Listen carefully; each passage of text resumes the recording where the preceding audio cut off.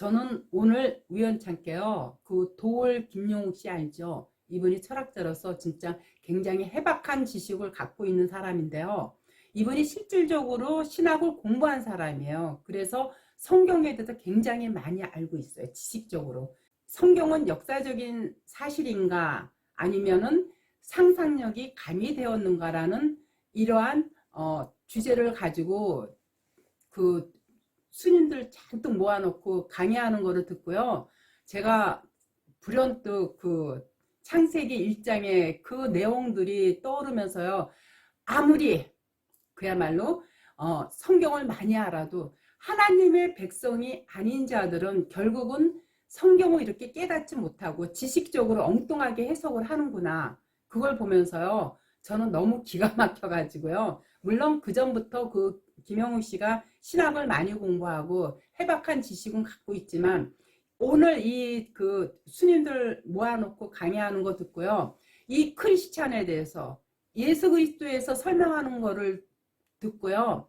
아, 역시 성경 말씀이 100% 맞구나. 다 비유로 만들어놔서 하나님의 백성이 아닌 자들은 깨닫지 못하게 만들어 놨구나. 이런 생각을 해요. 창세기 1장에 태초에 하나님이 천지를 운행하시느라. 이 천지가 뭐냐면 천은 하나님의 백성이고 지는 뭐냐면 지옥 자식을 나타내요. 그거를 창세기 1장 첫째 날에 하신 거예요. 그래서 빛을 낮이라 칭하시고 칭 자체가 하나님이 빛이라는 건 빛은 예수님이거든요. 하나님의 백성들은 낮이라 이름을 붙이시고 칭하시고 하나님의 백성이라고 칭하시고 어둠을 밤이라 칭하시고 다시 말해서 어둠은 사단의 자식이다. 하나님의 백성에서 유기된 자들이라고 이름을 붙이심으로써 창세기 1장에서 하나님의 백성과 아닌 백성을 가르는 역사를 하셨구나 하는 거를요. 저는 창세기 1장을 통해서 확연하게 느껴요. 그래서 하나님의 백성들은요. 어떤 경로를 통해서든 목사를 통해서든 혹은 성경을 통해서든 어떤 자연의 사물을 보고 통해서든 하나님이 살아계심을 역사하심을 느끼고 깨닫는 건 뭐예요? 그게 바로 믿음이에요. 그래서 믿음의 길로 가는데 하나님의 백성이 아닌 자들은요. 성경을 보고도 깨닫지를 못하고 저 도올 김용욱이 해석한 것처럼 그렇게 어떤 성경을 하나의 역사적인 사실로서 입각해가지고 풀어내니까 역시 하나님의 백성과 제된 백성의 차이는 성경을 많이 알아도 저렇게 엉뚱한 해석을 하는구나 하는 걸 느낀 거예요. 오늘날 대형교회 그 큰 교회 목사들도요. 설교 단상에서요. 자, 성경은 다 비밀이기 때문에요. 성경에 나타나는 그런 문자적인 그런 말씀을요. 다 사회법적 혹은 윤리적인 법으로 풀어내니까는요. 엉뚱한 설명들을 하고요. 십계명이고 율법이고 이 모든 것들을 엉뚱하게 풀어내요. 김영욱보다 더 엉뚱하게. 제가 도올 김영욱이 크리스찬 그리스도에 대해서 설명한 거를 듣고요. 제가 이거 잠깐 한번 들려드릴게요. 이 바울이라는 사람이 이 큰 사태가 일어난 이후에 3년 동안을 아라비아 사막에서 이 사람이 혼자 수도를 해요. 그러면 이 사람의 고민은 뭐냐면은 이 사람의 고민은 살아있는 예수는 몰라요. 이 사람은. 그리고 그때는 기독교라는 게 없어요. 아무것도 없어요. 운동이. 그러고 그 예수를 따르는 사람들의 본부가 예루살렘에 그 야고보라고 하는 베드로와 야고보라고 하는 그들의 그 예수를 그러니까 친견한 불교로 말하면 성문들이 지키고 있던 교회가 하나 있기는 했어요. 자, 그런데 이 바울이라는 사람은 아라비아의 사막에 가서 3년 동안 무슨 고민을 했겠느냐. 이게 이제 핵심이죠. 여기서 바울은 살아있는 예수를 만나지 않았기 때문에 지금 여러분들이 보세요. 지금 신약성서를 여러분들이 보시면 어떻게 되죠? 제일 처음에 마태, 마가, 누가, 요한이라는 사복음서가 있고, 근데 사복음서라는 건 딴 게 아니고 뭐예요? 사복음서는 예수의 4가지 종류의 전기 문학이에요. 예수의 살아있는 예수의 전기예요. 그 다음에 사도행전이라고 해서 예수가 죽은 다음에 사도들의 행적을 밝히는 역사서가 하나 들어가 있어요. 그 다음에 로마서부터 시작해서 로마서, 고린도전서, 고린도후서, 갈라디아서, 에베소서, 빌립보서 이래가 쭉 나가요. 그래가지고 나중에 요한계시록으로 끝나는데, 자, 여기서 보세요. 이 성경의 이 구조 속에서 가장 먼저 성립한 문헌이 뭐겠습니까? 복음서겠어요? 바울의 편지겠어요?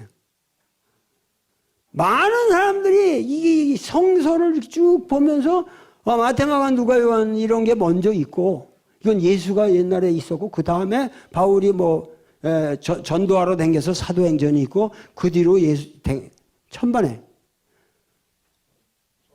이 신약 성서에서 제일 먼저 성립한 문헌은 갈라디아서라는 바울의 편지입니다. 이게 대개 AD 49년 정도. 그리고 나는 갈라디아서라고 보는데, 이제 어떤 학자는 데살로니가 전서, 데살로니가, 이게 히랍에 있는 도시예요. 이게 무슨 얘기냐면은 바울 이전에는 복음서가 없었어요. 네? 없었거든요. 복음서가 없고 예수 이야기가 없었어요. 문제는.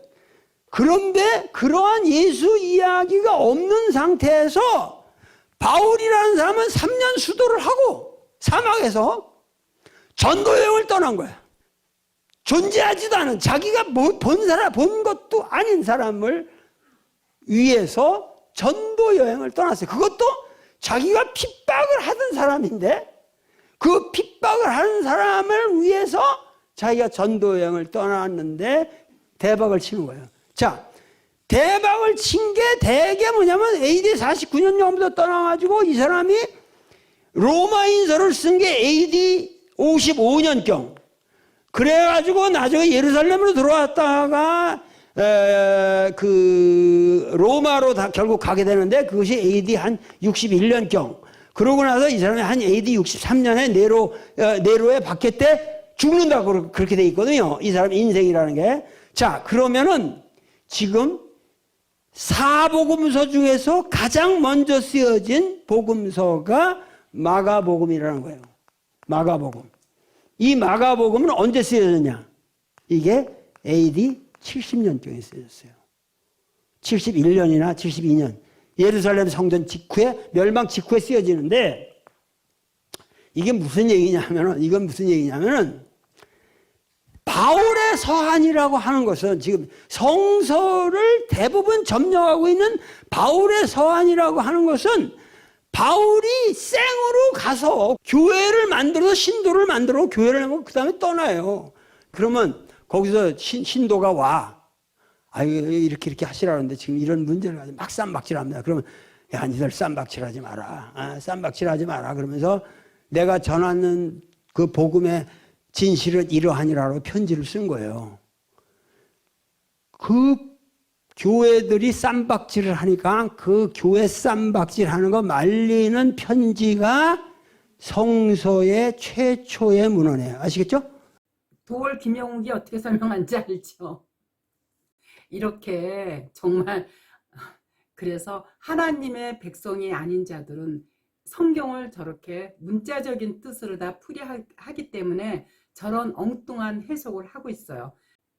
다시 말해서 이 사도 바울이 원래는 예수가 죽었으면 끝났는데, 예수가 죽어서 부활을 함으로써 많은 사람들이 그 예수를 이제 찾고 예수를 믿고자 하니까 사도 바울이 그 예수를 핍박할 때 예수님께서 사울아 사울아 네가 왜 나를 핍박하느냐, 그 다메섹 도상에서 들은가 동시에 눈이 멀어서 엉뚱한 데 가서 뭐 씻고 하면서 그런 얘기를 하는데, 바울도 컨버전, 어떤 그런 그 체험, 강한 체험에 의해서 역전이 돼가지고 뭐 하나님을 이렇게 뭐 증거했다라고 얘기를 하는데요. 그렇기 때문에 그런 것들은 다 성경에서 나타난 어떤 역사적인 사실을 한 거지. 그러면서 이 사도 바울의 컨버전이 이루어지고 나서 예루살렘으로 가지 않고 아라비아로 갔다라는 얘기를 해요. 이거는 성경에 없는데 예루살렘으로 가지 않고 아라비아로 갔다라는 이런 엉뚱한 얘기를 하고 있어요.